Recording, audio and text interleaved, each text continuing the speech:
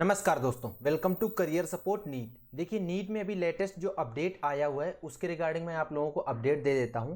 अभी क्या हुआ, जो नीट में इश्यूज क्रिएट हुए थे उसके लिए सुप्रीम कोर्ट में एक केस चल रहा था। उसमें सुप्रीम कोर्ट में पेश हुए जब सॉलिसिटर जनरल तुषार मेहता, तो उन्होंने एक ये स्टेटमेंट दिया।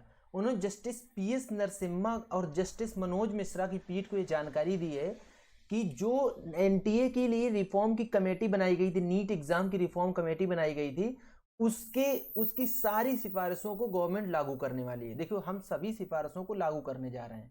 जब सॉलिसिटर जनरल इस तरीके की स्टेटमेंट देता है, इसका मतलब ये होता है कि गवर्नमेंट बोल रही है, क्योंकि सॉलिसिटर जनरल गवर्नमेंट की साइड से ही पेश होते हैं।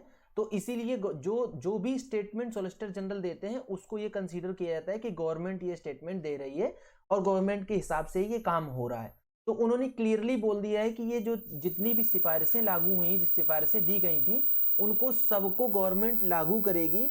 और कब से लागू करेगी, इसके चांसेस भी बहुत ज्यादा बढ़ गए हैं कि आगे जो आने वाला एग्जाम है ये लगभग 2 चरणों में होगा। ये देखिए, आप लोगों को मैं हाईलाइट करके दिखाता हूं जिससे कि आप लोग ये समझ पाओगे और आपको इजी रहेगा। ये देखिए, इन्होंने बोला है कि सुप्रीम कोर्ट में केंद्र सरकार की इस घोषणा के बाद अब लगभग ये तय हो गया है कि नीट यूजी की परीक्षा 2 चरणों में होगी। इसका प्री और मेंस टाइप कर दिया जाएगा। ये 2 चरणों में परीक्षा होने से क्या फर्क पड़ेगा, इसमें फर्क ये पड़ेगा कि थोड़ा सा एग्जाम टफ हो जाएगा। और जो चांसेस बन रहे थे बार बार एग्जाम पेपर लीक के, वो पेपर लीक के चांसेस कम हो जाएंगे, क्योंकि गवर्नमेंट का यही मेन इशू है कि किसी तरीके से पेपर लीक को रोका जाए और ये जो बार बार पेपर लीक वाला इशू आ रहा है उसको खत्म किया जाए। अब देखिए, जो लागू होने वाले विशेषज्ञ पैनल की सिफारिशें थी, वो सिफारिशें ये थी कि इसको ऑनलाइन मोड में करवाओ, जहां पे ऑनलाइन मोड ना पॉसिबल हो वहां पे हाइब्रिड मोड में करवाओ। जैसे कहीं कहीं पे ऐसा ऑप्शन रहेगा कि कंप्लीटली ऑनलाइन मोड में नहीं हो सकता है, तो इसको हाइब्रिड मोड में कर दिया जाए, सेमी ऑनलाइन। कुछ चीजें ऑनलाइन रहेंगी, कुछ चीजें हाइब्रिड रहेंगी। आप लोगों को मैं दिखा भी देता हूं, इसमें जो सिफारिशें दी गई थी वो यही दी गई। देखो, समिति ने परीक्षा का आयोजन हाइब्रिड और ऑनलाइन मोड में करने की भी सिफारिश की है। तो ऑनलाइन का तो आप लोग कंप्लीटली समझ गए कि कंप्लीट पूरा सिस्टम ही ऑनलाइन रहेगा। लेकिन हाइब्रिड का मतलब है कि सेमी ऑनलाइन आप बोल सकते हो, कि पेपर ऑनलाइन रहेगा लेकिन आपको भरना है OMR सीट में, या चीजें इस तरीके के हों कि आपको ऑनलाइन चीजें मिले और पेपर ऑफलाइन मिल जाए, समथिंग लाइक कुछ ऐसे ही NTA या गवर्नमेंट इस पे काम करके लेके आ पाएगी। लेकिन जो NTA की और सारी चीजें हुई थी वो भी इसमें डिस्कस करी गई। देखो, विवाद के बाद गठित हुई थी कमेटी। ये जो कमेटी गठित हुई थी इसमें एक्सपर्ट्स रखे गए थे। पूर्व अध्यक्ष जो डॉक्टर राधाकृष्णन की अध्यक्षता में विशेषज्ञों की समिति का गठन किया गया था। ये जो राधाकृष्णन साहब हैं ये शायद इसरो के पूर्व चीफ हैं। राधाकृष्णन के अलावा रणदीप गुलेरिया, BJ राव, राममूर्ति के, पंकज बंसल, आदित्य मित्तल और गोविंद जायसवाल, ये लोग भी शामिल थे इसमें। बेसिकली इनके नाम से तो हमें कोई मतलब है नहीं, हमें मतलब ये है कि जो चीजें जिस तरीके से गवर्नमेंट इसको चेंज करने की कोशिश कर रही है उससे ये चीजें कंफर्म हो जा रही हैं कि अभी जो आने वाला नीट 2025 है उसमें पूरे के पूरे ऑप्शन बन रहे हैं कि उसको 2 शिफ्ट में करा जाएगा। मतलब एक प्री रहेगा और एक मेंस रहेगा। लेकिन अभी इसके आगे के लिए किस तरीके से प्री रहेगा, किस तरीके से मेंस रहेगा, क्या प्री मेंस, जैसे मान लो कि प्री और मेंस दोनों की बात करोगे तो जो बच्चे MBBS करना चाहेंगे वो तो प्री मेंस उनको पूरा दोनों देना पड़ेगा। क्या ऐसा होगा कि जो बच्चे आयुष कोर्स में जाना चाह रहे हैं उनको ओनली प्री से मिल जाएगा क्या एडमिशन, या उनको भी प्री और मेंस पूरा देना पड़ेगा? जो बच्चे BSc नर्सिंग करना चाहते हैं उनको भी पूरा प्री मेंस दोनों देना पड़ेगा, या फिर ओनली प्री से काम चल जाएगा? इस तरीके की कोई भी अभी तक कोई स्टेटमेंट, या आप ये बोल सकते हो कि कुछ भी ऐसी चीज बाहर निकल के नहीं आई है, और ना ही गवर्नमेंट ने इस तरीके का कोई स्टेटमेंट दिया है। जैसे आप लोग जेई में देखोगे तो जेई में 2 एग्जाम होते हैं, एक होता है मेंस का और एक होता है एडवांस्ड का। ठीक है, तो इसमें क्या होता है, जो बच्चे एडवांस्ड के लिए क्वालिफाई करते हैं उनको IITs में एडमिशन मिलता है, NITs में एडमिशन मिलता है, ये अच्छे अच्छे इंस्टीट्यूशन इनमें एडमिशन।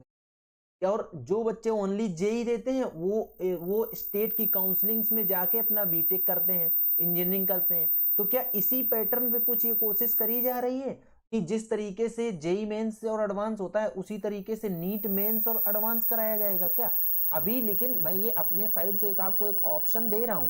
अभी ऐसा कुछ खुल के नहीं आया है, ना गवर्नमेंट ने इसमें कोई स्टेटमेंट दिया है।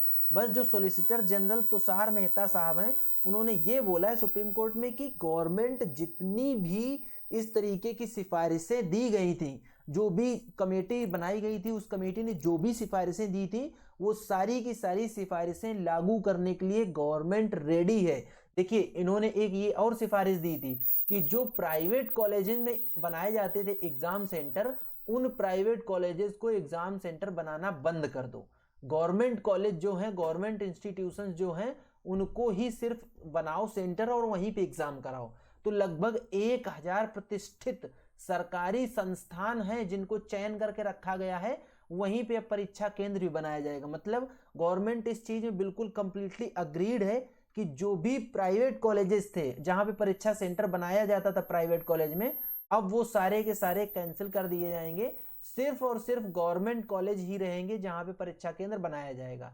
उसका एक और रीजन रहता है, गवर्नमेंट कॉलेज में अगर परीक्षा केंद्र बनाया जाएगा तो अकाउंटेबिलिटी बढ़ जाती है, क्योंकि वहां पे क्या है, गवर्नमेंट टीचर्स रहते हैं तो उनको इस चीज का डर रहेगा कि अगर पेपर लीक हुआ, गवर्नमेंट ने कोई इस पे एक्शन लिया तो उनके खिलाफ एक्शन होगा। जो प्राइवेट कॉलेजेस होते हैं उनमें क्या होता है, वो लोग हायर कर लेते हैं बाहर से बच्चों को, जो क्वालिफाइड बच्चे हैं, और उनसे एग्जाम करवा लेते हैं। तो उनको क्या है, उनको उनकी कोई लाइबिलिटी नहीं बनती है, ना ही उनकी कोई अकाउंटेबिलिटी बनती है, इसलिए पेपर लीक हो जाता है। गवर्नमेंट कॉलेज में जो गवर्नमेंट इंस्टीट्यूशन है उसमें अगर एग्जाम होगा तो अकाउंटेबिलिटी, लाइबिलिटी बनेगी, इंडिविजुअल प्रिंसिपल साहब की लाइबिलिटी बनेगी, वहां पे जो स्टाफ है उनकी लाइबिलिटी बनेगी। इस तरीके की अनियमितताएं नहीं होनी चाहिए, इसलिए गवर्नमेंट ने सारी की सारी सिफारिशें मानने के लिए रेडी हो गई है गवर्नमेंट। और क्लियरली इन लोगों ने बोल भी दिया है कि हम सारी की सारी सिफारिशें मानेंगे। तो ये पूरा का पूरा जो 184 पेज की रिपोर्ट थी उसके जो की पॉइंट्स थे, वो की पॉइंट्स यही हैं जो मैंने आपको अभी बता दिए हैं कि गवर्नमेंट सेंटर बनाए जाएं